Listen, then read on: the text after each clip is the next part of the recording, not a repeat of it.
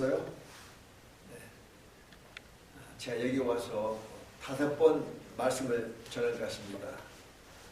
제 딴에는 준비를 했지만 얼마나 잘 전했는지 저는 좀 그래요.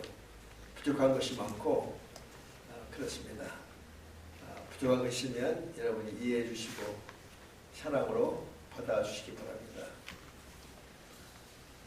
제 설교의 특징이 성경을 많이 읽는 거예요. 신약과 구약 이렇게 있는데 오늘 이 말씀을 중심으로 제목은 수건과 대야 자기를 비워 종의 형체를 가졌다 이 제목으로 말씀을 나눠볼까 합니다. 저도 이제 나이가 들었나 봐요. 좀 가끔은 내가 산다는 게 무슨 의미 있을까?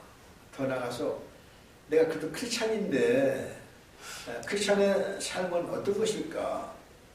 이런 생각을 해봐요. 너무 다양하죠. 기독교 삶은 뭐라고 딱 정의하기가 쉽지 않잖아요.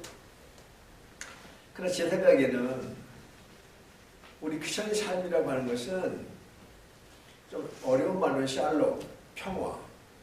즉 예수 그리스도가 우리에게 가르쳐준 평화를 우리 삶 속에 실천하는 것이 가장 올바른 것이다 이렇게 생각을 합니다.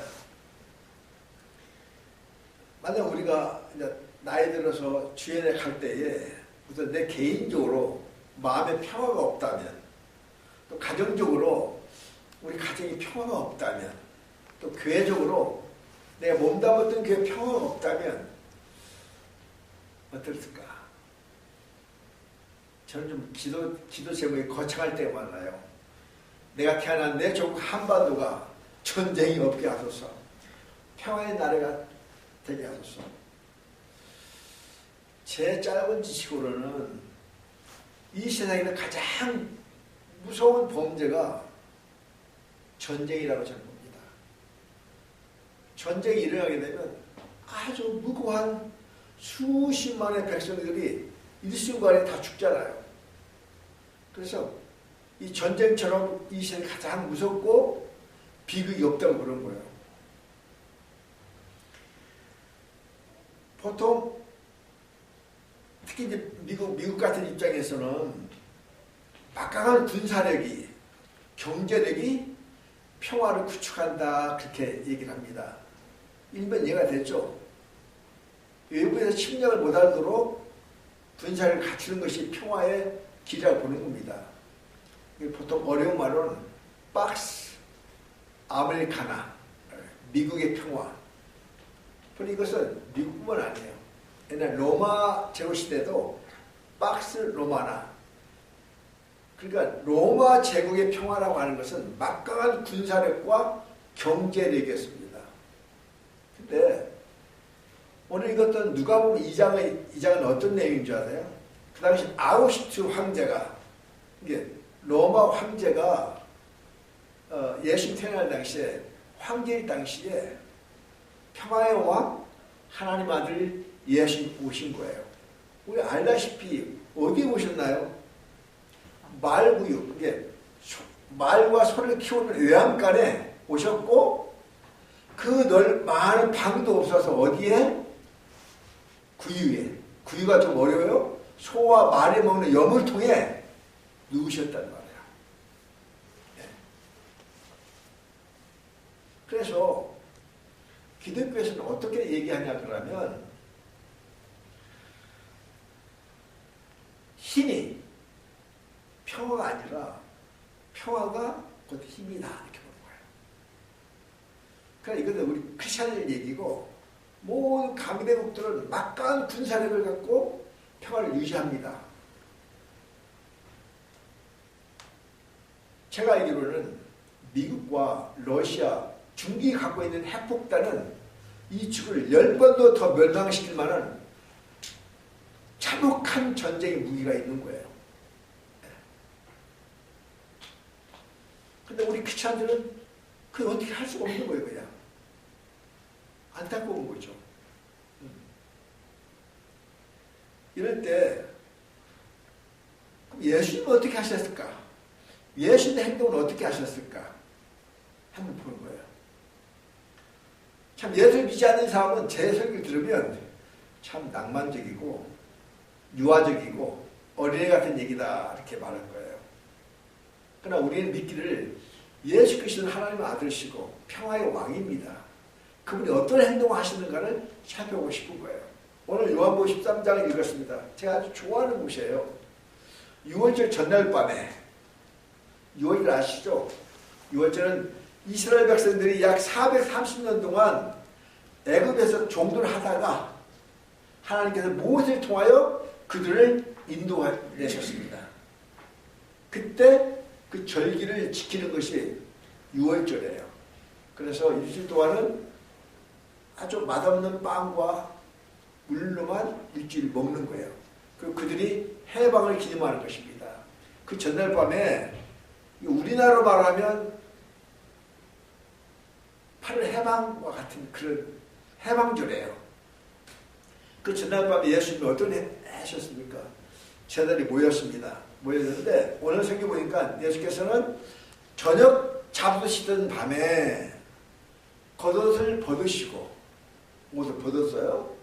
그리고 오늘 보면 수건을 두르시고 대야에 물을 받아 제자들의 발을 씻기신지라. 그때에 베드로가 말하기를 선생님 도저히 내 발을 씻길 수 없습니다. 예수님 뭐라고 하시죠? 내가 그대의 발을 씻기지 않으면 너와 나는 아무 상관이 없느니라. 이 베드로가 욕심 많았죠? 그러시면 온몸을 다 씻겨달라 그러잖아요. 네. 이게요 굉장히 의미 있는 본문입니다. 6월절 전날 밤에 예수님이 제자들의 발을 씻기시는 거예요. 그래서 오늘날도 어떤 교단에서는 발을 씻기는 세독식을 갖다가 성례 전에 하나를 삼아요. 발을 씻기는 게. 어찌 보면 교회에서도 1년에 한두 번씩 발을 씻기는 그런 세독식이 있는 것은 내 의미 있다고 보는 거예요. 어떤 심리학자는 상대 손이 발을 만졌을 때 가장 감성이 풍부하고 종교적이고 따뜻하답니다. 성자님이 1년에 엄마 발을 한번 만져본 적이 있어요. 제가 어렸을 때 할머니 집에 어떤 좀 다른 집에 새벽에 가면 그 당시 양발이 귀했어요. 양발이 귀했습니다. 새 양발 신고 가면 그 새 양발을 칭찬해줘요. 지금 꿈 같은 얘기야. 양발 뭐 꾸몄잖아요. 그러면 그 어르신이 그 발을 딱 이렇게 붙잡고 이렇게 주물러 줍니다. 참 발이 복받을 발이라고. 복받을 발이라고. 심리학적으로 그렇답니다. 그래서 가끔 집에 부부간에는 1년에 몇 번씩 아내는 남편의 발을 이렇게 붙잡고 이렇게 마사지 해주고 또 남편도 아내의 발을 이렇게 가장 정감 있는 행동이에요. 예. 근데 알다시피 오늘 성경에 있는 것처럼 예수님은 제자들의 발을 씻기 전에 어떤 행동을 하셨을까요? 수건과 대야를 취하셨다는 거. 이게 제 핵심입니다. 원래 그 당시에는 이 주인은 수건과 대야로 손을 안 대는 거예요. 제가 어렸을 때도 양반들은요 절대로 비가 와도 뛰어가지 않습니다. 비 다 맞아요. 그리고 손에 쟁기나 물건을 묻히지 않습니다. 양반들 그랬어요. 부잣집들은. 예.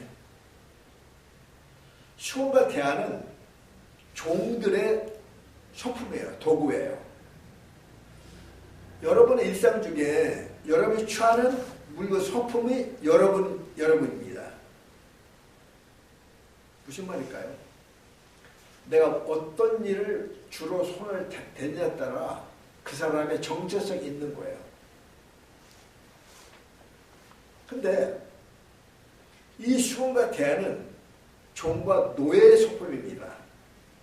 혹시 여러분 지금도 1년에 한 번씩 이렇게 여행 가서 아주 별이 5개나 7개 있는 호텔 딱 가보세요. 여러분 어떤 대우 받죠? 황제 대우를 받습니다. 진짜 벨만 누르면 직각 와요. 에? 모든 걸 다 할 수 있어요. 현대인들은 두 가지를 다 갖고 있습니다. 하나는 숫자예요. 1, 2, 3, 4 숫자. 이 숫자는 권력의 상징이고 재물의 상징이고 힘의 상징입니다. 쉽게 여러분 은행 통장 비밀번호 눌러야 돈이 나옵니다. 그렇지 않나요? 숫자는 간단한 게 아니에요. 이게 파워의 힘을 상징하는 거예요. 힘을. 네. 여러분 집에서 여러분 가까운 사람한테도 은행 통장 비밀번호 쉽게 알려줍니까? 알려주지 않죠. 자기만 쓸 수 있는 거예요. 또 하나는 열쇠입니다. 열쇠는 모든 문제를 해결할 수 있는 키를 상징하는 거예요. 현대인들은 권력지향적이라 할 때에 이 두 가지를 갖기 위해서 끝없이 노력하는 거예요. 하나는 숫자와 열쇠입니다. 이것을 갖고 있으면 부자고 힘든 사람이에요. 가끔 우리나라에서 못된 말 있잖아요. 모든 권력의 중심 어디 있어요? 청와대에 있습니다. 전화 한 통화 받으면 그냥 지금은 안 그래요. 옛날 그랬어요. 청와대가 힘의 상징이에요. 제가 옛날 봤던 영화 중에 매너라는 영화가 있어요. 보셨죠? 그 매너 영화가요. 본래 원 조약자가 윌리스라고 하는 저자예요. 이 사람이 처치 클래스 멤버입니다. 이번은 소설가고 나중에는 행정가이기도 하고 그랬는데 처음에 소설 쓸 때에 인기가 없었대요. 그때 예수 믿기 전이야. 옆에 있는 사람이 야, 예수 얘기 좀 써봐라. 그래서 성경이 있게 된 거예요. 이렇게 있다가 거듭난 거예요. 그 배너 본래 그것은 사람 이름이고 그 뒤에 소제목이 그리스도의 이야기입니다. 그 배너 영화 봤죠? 거기 보면 그 주인공이 이제 몰락하잖아요. 몰락해서 결국 로마로 끌려갑니다. 그게 누구죠? 찰스 유명한 배우가 있어요. 근데 폭풍을 만나서 배가 파난될 때에 로마 원로원의 침을 국회의원을 구원해줘요. 구출해줘요. 그 덕에 로마를 끌려갔는데 종이 아니라 그 집 양자로 이렇게 됩니다. 그리고 어느 아침에 일어나서 이렇게 손을 닦는데 종이 딱 수건을 데리고 서 있잖아요. 고관 부자식들은요 다 사람들고 있습니다. 다시 말하면 이 수건과 대화는 그 당시에 노예와 종들의 소품이에요. 이것은 주인이 가질 수 있는 게 아니에요. 바로 예수님은 그 유월절 전날 밤에 수건과 대화로서 물을 떠서 발을 씻기는 거예요. 저는 옛날 군대 생활할 때 저 전방에 있었는데요. 지금부터 40 몇 년이야. 6년 전에. 저 전방에 가면 물이 없습니다. 겨울에. 그러면 쫄병들은 저 밑에가 물을 떠다가 물 데워요. 그리고 10시 되면 점호가 있어요. 그러면 다 발을 씻겨줍니다. 제일 고창부터 발을 다 씻겨줘요. 수건 닦아줍니다. 이렇게. 그리고 제일 쫄병은 그 더러운 물로 자기 발 씻고 자는 거예요. 다 있었어요. 그때. 네. 다시 말하면 이 수건과 대화는 예수님 당시에 주인의 소품이 아니고 종의 소품이었다는 거예요. 바로 예수님은 그런 모습으로 우리에게 다가오셨다는 거예요. 그래서 제가 오늘 요한복음 13장 읽으신 거예요. 저는 어렸을 때 모습 참은 사람들을 많이 봤어요. 혹시 보셨나요? 심은 있는데 먹을 게 없는 거예요. 그래서 나무 집에 가서 1년 내내 일을 해줘. 그리고 쌀 10가발을 받거나 11가발을 받는 거야. 좀 일 더 잘하는 사람은 12가발을 받아요. 한 달에 쌀 한 가발 받는 거예요. 지금 말하면 쌀한 가마니가 지금 한국에서 17만 원 갑니다. 열심히 일하는 거예요. 그 모든 쟁기, 지게일, 그 모든 일 다 하는 거예요. 그리고 동지석달 내는 팥죽 끓여 잘 해주고 떡을 이렇게 한 발 받아서 이제 가는 거예요. 좀 많이 봤습니다. 모심이에요, 모심.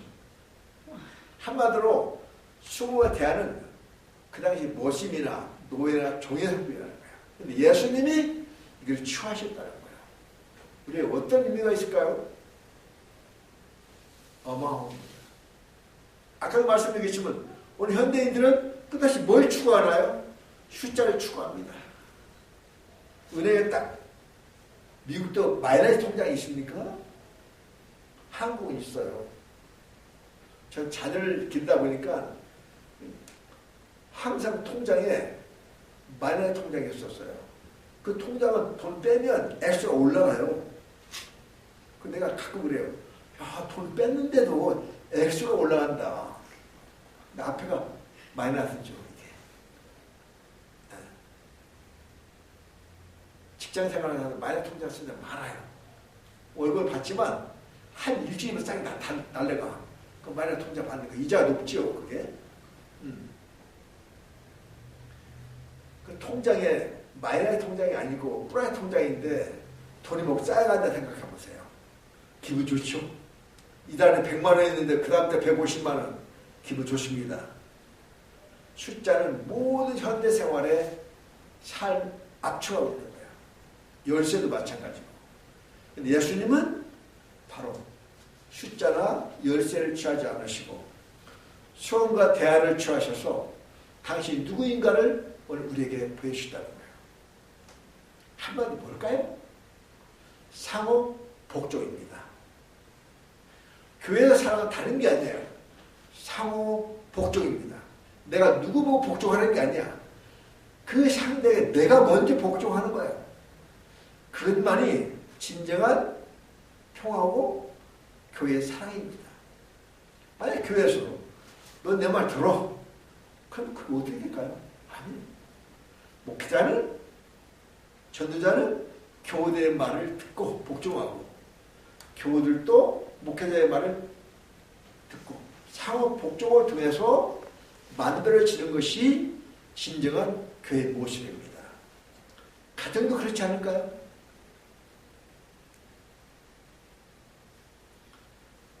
좀 지루합니까? 제가 원래 성격이 굉장히 활발했어요. 활발했습니다. 제가 급하고. 그래서 제가 딱 두 가지 사건 때문에 딱 죽었어요.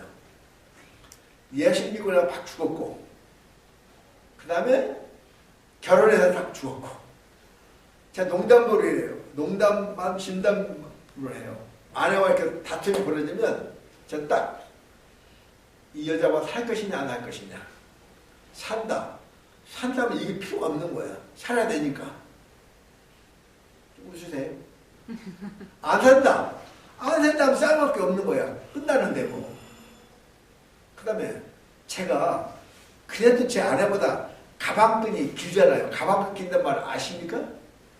옛날에는 초등학교도 못 다닐 때 많았어요. 그래서 하는 말을 좀 배웠다는 말을 뭐라고 하냐면 가방끈이 길다 그래요. 제가 아내보다 가방끈이 길거든. 그럼 어떻게 누가 져줘야 되겠어요? 가방끈이 긴 사람이 져줘야 되는 거예요. 그게 가정의 평화를 만드는 거 아닙니까? 저는 그렇게 생각합니다. 교회에서도 여기 예수님이 말씀하는 수험과 대화를 취하셨다는 말은 우리에게 뭘 가르쳐주냐? 상호 섬기는 거예요. 상호 섬기는 이 자세가 없이는 가정도 교회도 평화가 있을 수 없어요. 근데 오늘은 어떻습니까? 교회는 끝없이 숫자를 만들어냅니다. 끝없이 열쇠를 만들어내요. 어느 교회라고 말하고 싶진 않아요. 어떤 교회는 돈이 너무 많아서 주체 못한대요. 그게 정상일까요? 마지막 말씀을 마치려 합니다. 얼마 신문을 봤더니 이번 10번째 노벨 평화상을 받은 사람이 있더라고요. 눈 떠봤어. 그랬더니 에디오피아는 성경에 나오는 그 나라입니다. 거기에 총리 아비 아흐메드 쭉 봤더니 보통 인물이 아니에요. 43살뿐이 안 먹었는데 그 옆에 나라하고 20년 전 전쟁을 했대요. 옆에 나라가 봤더니 에리트리아. 본래는 에리트리아가 에디오피아의 한 나라였다가 독립했대요. 끝없이 전쟁을 했대요. 약 8만 명이 죽었답니다. 민간인이.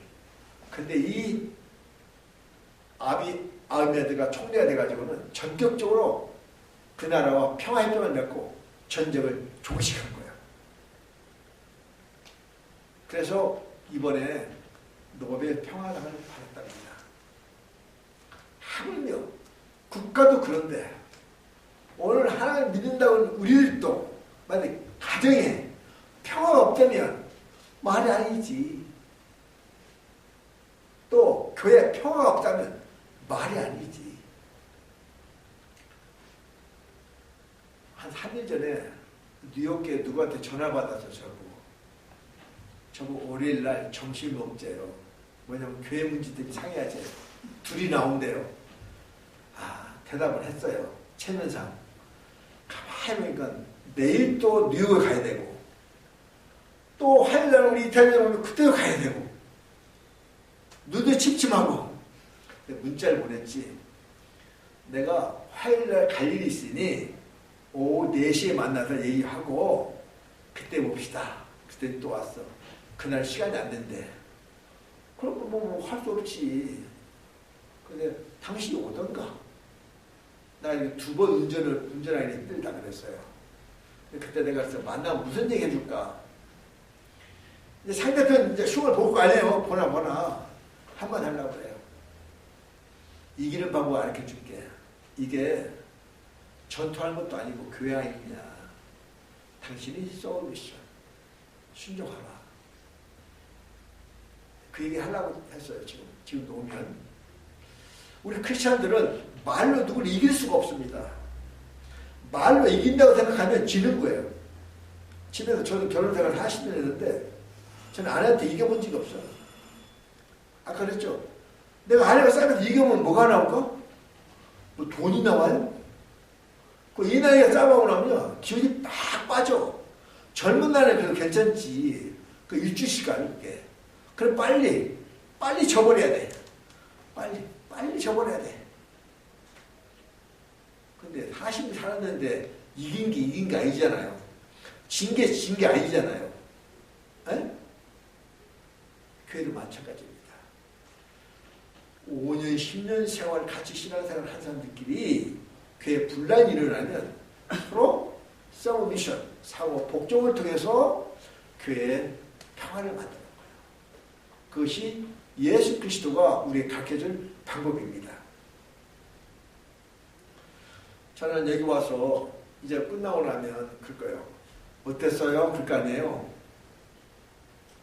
예수님이 40일 동안 금식기도 했잖아요. 저는 그 만분의 1도 안 했어요. 한마디로 행복했다. 그렇게 말씀드리고 싶습니다. 별로 교훈은 작지만 같이 말씀도 나누고 교제하고 밥도 같이 먹고 얘기도 하고 걷고 제가 이제 목요일날 이제 제 고향을 갑니다. 40일 동안 여기 있는 동안에 행복하고 좋았습니다. 가끔 기도할게요. 결론적으로 우리 가정에서나 교회에서는 내가 먼저 수호가 대를 취해야겠다. 근데 여기 와서 많은 인상적인 일이 있었는데 그 중 하나가 우리 김승규 전사님이 첫날 뭘 끌고 가시는 거야 이렇게. 제가 뭔지 몰랐어요. 쭉 끌고 가시는 거야. 뭐 특별하지. 허공통이야.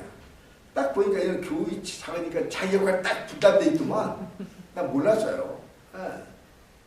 그거예요.